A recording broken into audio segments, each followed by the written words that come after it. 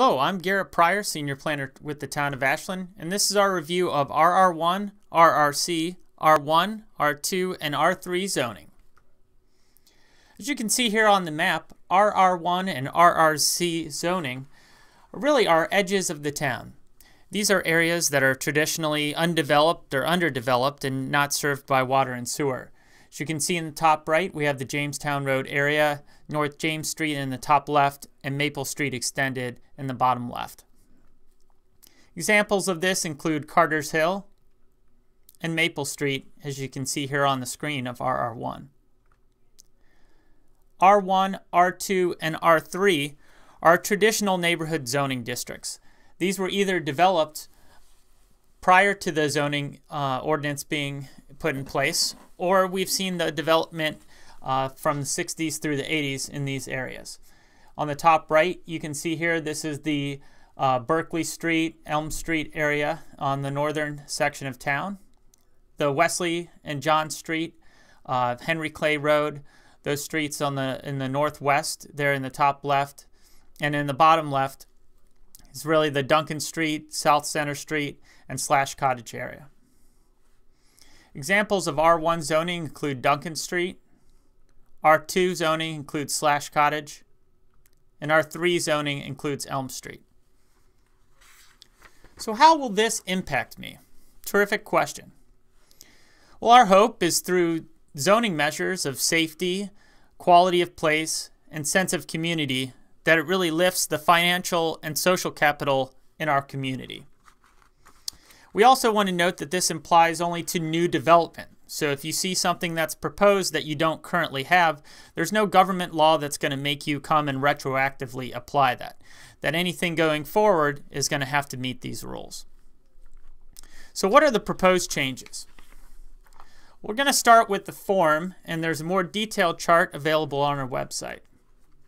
So today, in looking at an aerial of how we would develop these districts, we're looking at rear, side, and front setbacks and street side setbacks from your main building. And then if you have a garage or an accessory dwelling, we're looking at setbacks to the property lines. There's also, for each one of these different districts, different lot sizes and a certain amount of road that you have to front on. What's being proposed is to keep a lot of these same setbacks, but actually reduce them for the rear, front, and street side yards to allow for more movement of building on a property, and to make the side yards cumulative, meaning instead of requiring to be 20 feet from each property line, you could be able to do 15 feet on one side and 10 feet on another, or 5 feet on another, to make a total of 20.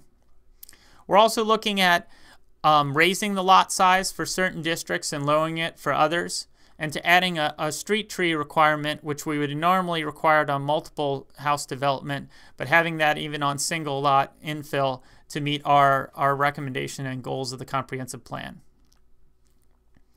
If you're looking at the house from the street, there's actually very little that the town of Ashland regulates today. We're really only looking at the height of your building and how much of your front yard is paved.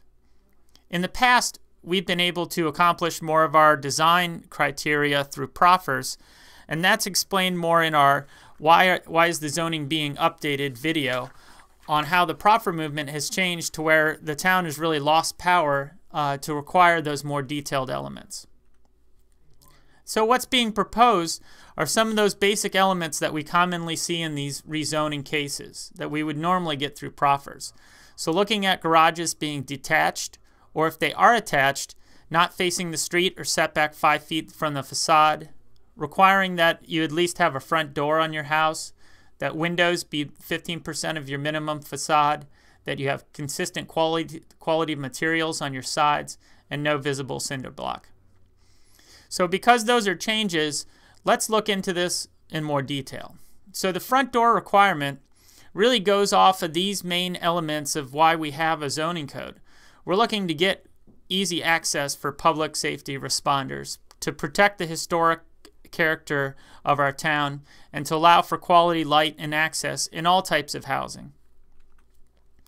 Here's an example of a house that could not be built going forward as far as not having the street-facing entrance in the future. Garages. detached or not front-facing, or if they are front-facing, 5 feet setback from the facade. This is one of the main elements that is always discussed and debated in these rezoning cases, and because it's such a common practice in what we would require or ask for in proffers, staff is proposing that this be a part of just the rules going forward.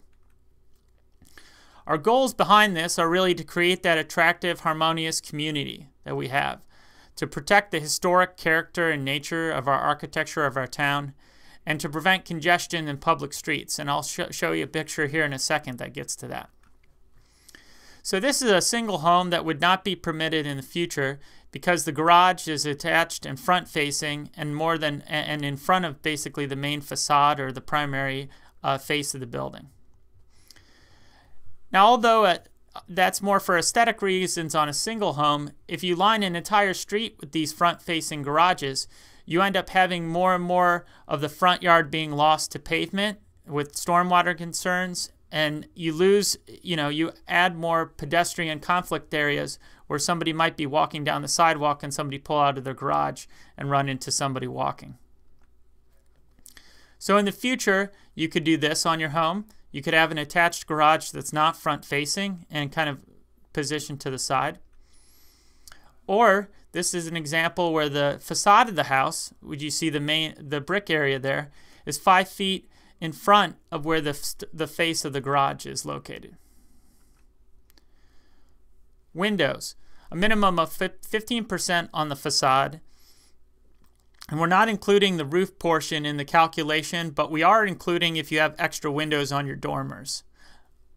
When we evaluate rezoning cases in the past, we usually look for 20 to 25% as far as minimum windows to meet our historic structures and our architecture of Ashland. So 15%, because it's zoning, we're trying to really set the base level. The purpose of this is to have adequate light and air access into our homes, to create these attractive and really compatibly historical buildings in our new development. Here's some examples of how this would be calculated. Here's a 26% example, 16%, 15% would still pass, 10% would not, 10%, 8%. Exterior materials. In the future, we're proposing that there be no visible cinder block and consistent quality materials, mainly between the sides and the facade of the house. The intent behind this is to create attractive, harmonious communities and protect our historic character, and these are really common elements that we have in almost all the approved residential rezonings through proffers that we've seen in the town.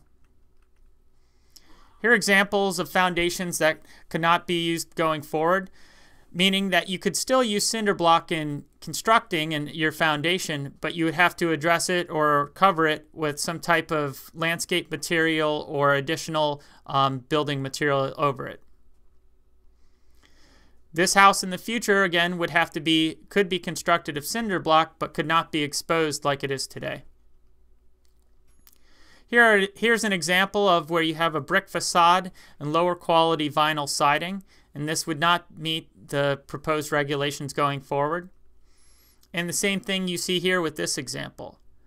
Now if the facade of this house or the face of it included brick and vinyl mixed, it could include vinyl on the side. But what we want to get away from is where it's a more expensive, more quality brick facade and it's wrapped in lower quality vinyl. So let's discuss uses quickly, and then if you want further information, you can find the use chart here on the zoning update website.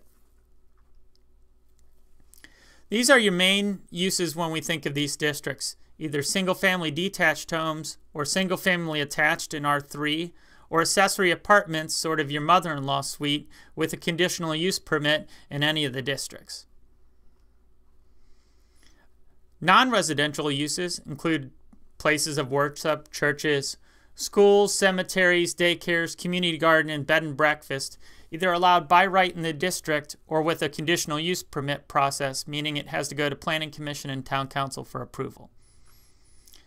I hope we can hear from you. I hope you visit the website for more videos and contact myself at the email or telephone number you see on the screen with any questions. Thank you so much.